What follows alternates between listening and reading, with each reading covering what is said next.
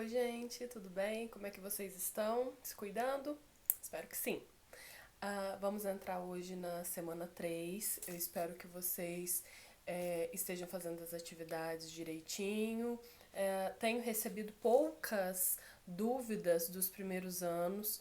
É, a matéria em si ela não é difícil, mas se vocês tiverem qualquer dúvida, qualquer questionamento, podem me perguntar, tá bom? Nós vamos continuar falando sobre esse tema da escravidão durante a época da colônia aqui no Brasil. E é um tema que vem bastante a calhar, né? Devido aos últimos acontecimentos, né? Aos protestos, né? Que vem acontecendo nos últimos dias nos Estados Unidos, que faz a gente parar para pensar um pouco nessa situação, não é verdade? Então, vamos lá. A escravidão no Brasil, ela começa, como a gente já falou em vídeos passados, na história do Brasil colônia. A partir de 1530, tem início no Brasil o processo de colonização por meio de capitanias hereditárias. E essas capitanias hereditárias tinham como principal objetivo, além da colonização, produzir açúcar, né? Cana-de-açúcar para produção açucareira. E a principal mão de obra utilizada nessa produção foi a mão de obra escrava. O escravo de origem africana, ele fazia praticamente todas as etapas do trabalho. Ele começava desde a preparação da terra até o transporte do açúcar ou do pão de açúcar, né, que era feito naquele período, para as embarcações para serem levadas para a Europa. Então, todas as etapas do trabalho eram desempenhadas por escravos de origem africana. Entraram no Brasil nesse período centenas de milhares de escravos, principalmente em Pernambuco, em Salvador e no Rio de Janeiro. Esses africanos, eles não vieram por vontade própria, eles eram capturados muitas vezes por outros africanos, né, que se aliavam aos europeus, aos traficantes de escravos. Eles eram capturados, eram trazidos para o Brasil por meio de uma viagem extremamente difícil. Tanto é que muitos não sobreviviam à viagem.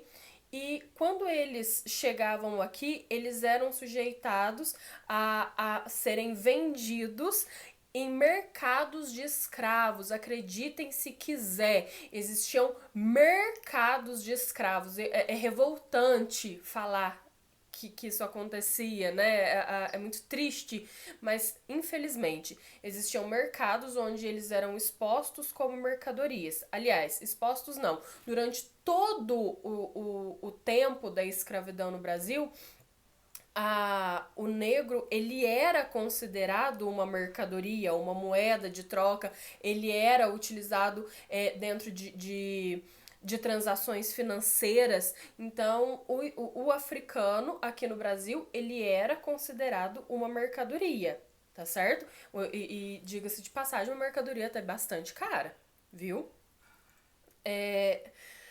Por isso que os castigos eram tão normais, por isso que né, os açoites, o tronco, apesar de ser considerado crime, acreditem se quiser, os castigos aqui no Brasil, eles eram considerados crime, mas isso não quer dizer que não acontecia.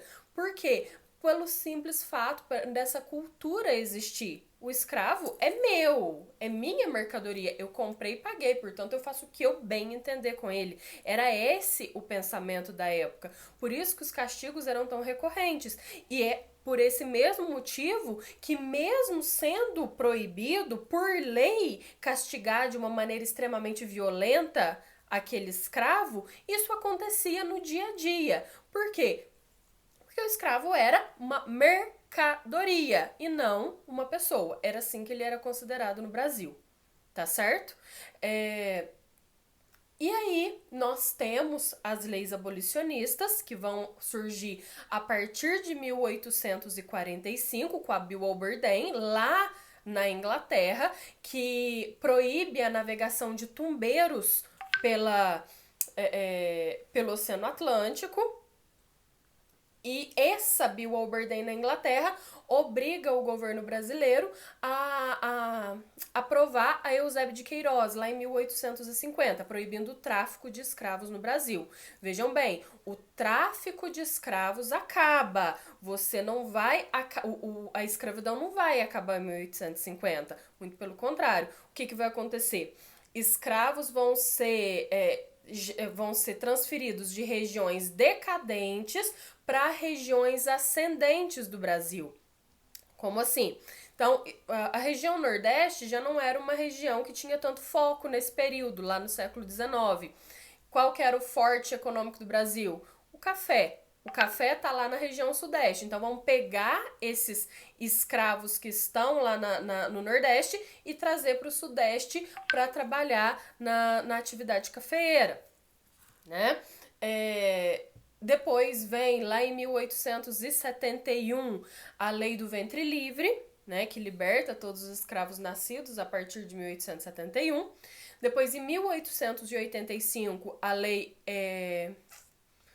dos Sexagenários, ou Lei Saraiva-Cotegipe, que liberta todos os escravos com mais de 60 anos, o que, por sinal, era um absurdo, porque um escravo com 60 anos, ele já era um senhor extremamente idoso e por anos e anos de trabalho cativo, ele já não tinha mais tanta força. Para começar, era muito difícil um escravo que vivia ali na lida, que trabalhava na lida, chegar aos 60 anos.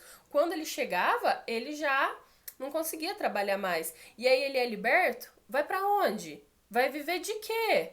Ou seja, a lei dos sexagenários, ela veio muito mais para ajudar o senhor de escravos do que o próprio escravo em si, tá certo?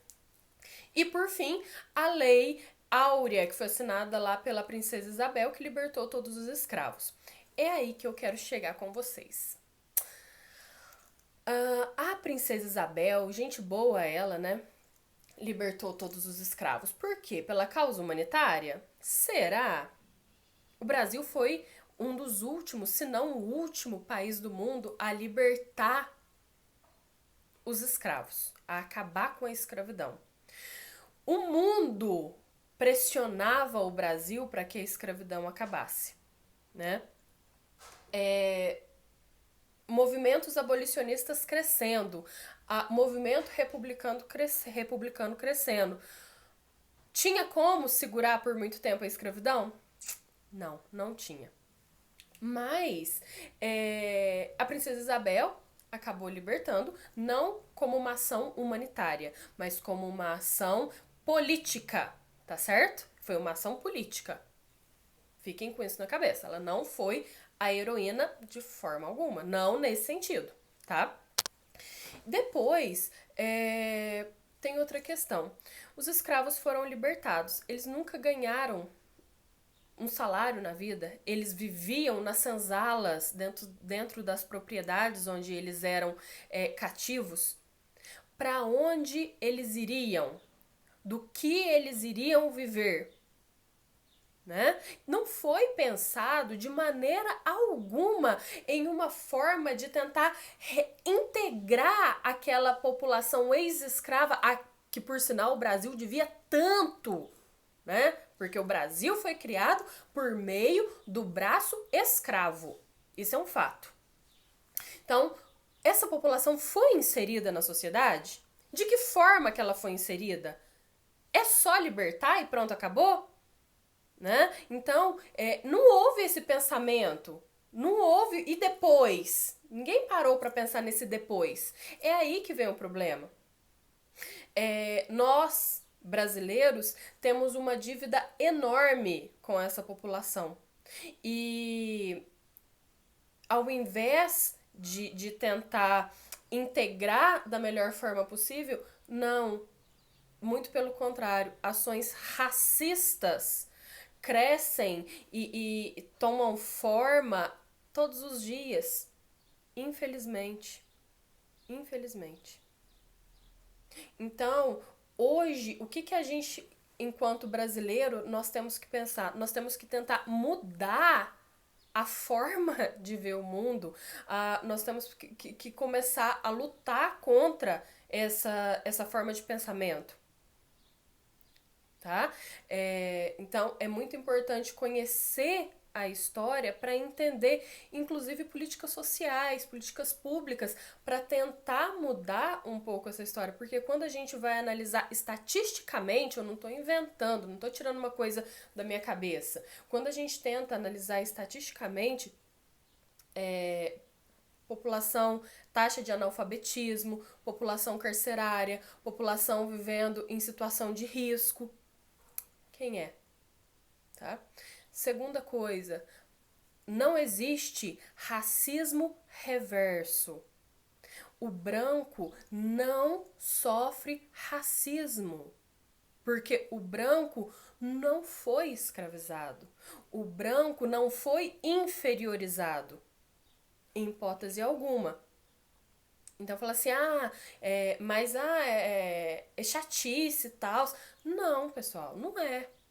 Então, parem, leiam, se informem, procurem saber. E se vocês quiserem qualquer informação nesse sentido, vocês podem me procurar, eu posso indicar literaturas, eu posso indicar o que vocês quiserem para se informar um pouco mais sobre esses movimentos, sobre tudo que está acontecendo, tá bom? Eu espero que vocês tenham gostado, eu espero que esse vídeo sirva para vocês. Boa semana e bons estudos. Fiquem com Deus. Tchau, tchau.